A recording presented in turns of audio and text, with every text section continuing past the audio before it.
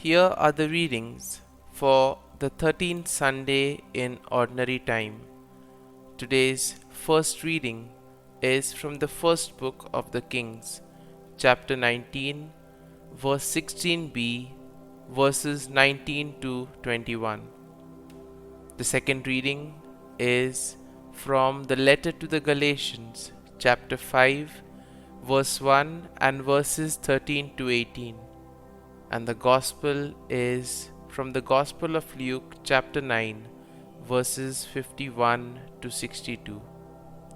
The first reading, a reading from the first book of the Kings.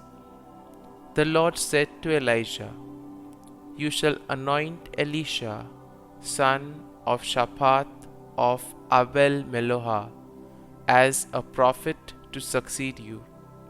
Elijah set out and came upon Elisha, son of Shaphat, as he was plowing with 12 yoke of oxen.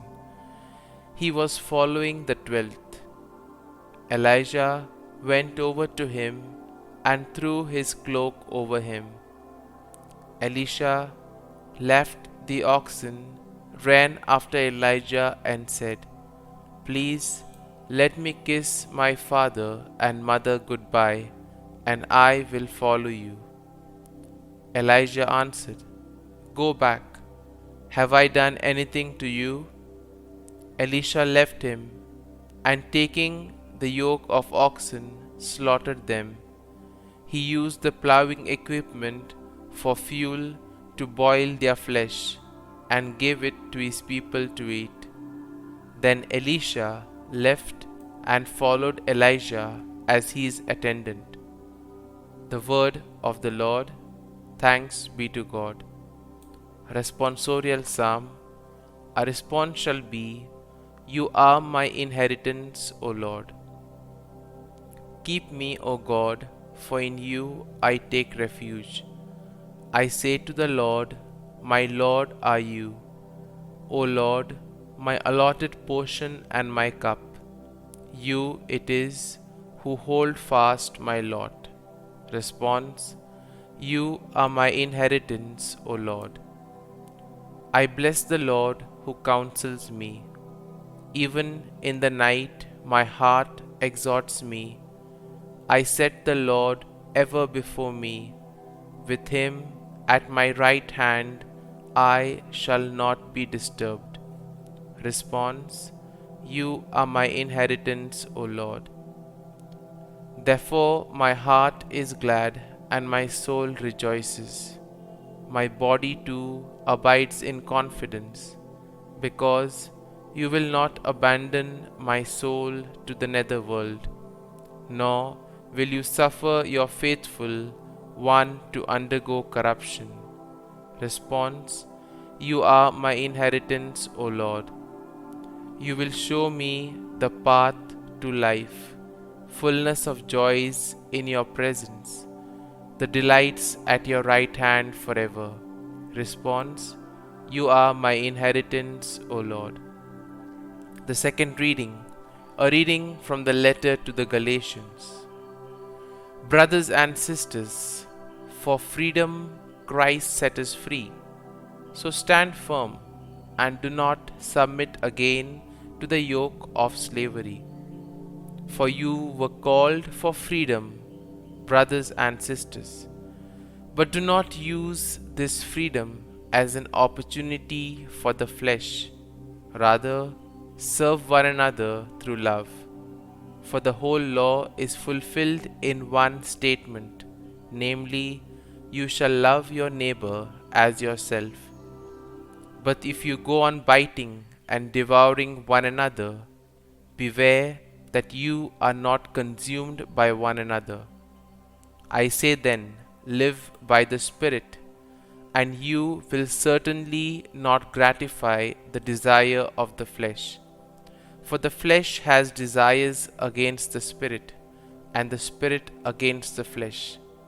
These are opposed to each other, so that you may not do what you want. But if you are guided by the Spirit, you are not under the law. The word of the Lord. Thanks be to God. Gospel acclamation. Alleluia, Alleluia.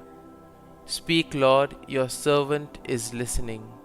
You have the words of everlasting life. Alleluia, Alleluia. A reading from the Holy Gospel according to St. Luke. When the days for Jesus being taken up were fulfilled, he resolutely determined to journey to Jerusalem, and he sent messengers ahead of him. On the way, they entered a Samaritan village to prepare for his reception there, but they would not welcome him, because the destination of his journey was Jerusalem. When the disciples, James and John, saw this, they asked, "Lord, do you want us to call down fire from heaven to consume them?" Jesus turned and rebuked them, and they journeyed to another village. As they were proceeding on their journey, someone said to him, "I will follow you wherever you go." Jesus answered him, "Foxes have dens, and birds of the sky have nests, but the Son of Man has nowhere to rest his head." And to another he said, "Follow me." But he replied, "Lord, let me go first and bury my father." But Jesus answered him, "Let the dead bury their dead, but you go and proclaim the kingdom of God." And another said, "I will follow you, Lord, but first let me say farewell to my family at home." To him Jesus said, "No one who sets a hand to the plough and looks to what was left behind is fit for the kingdom of God." The Gospel of the Lord. Praise be to you, O Lord Jesus Christ.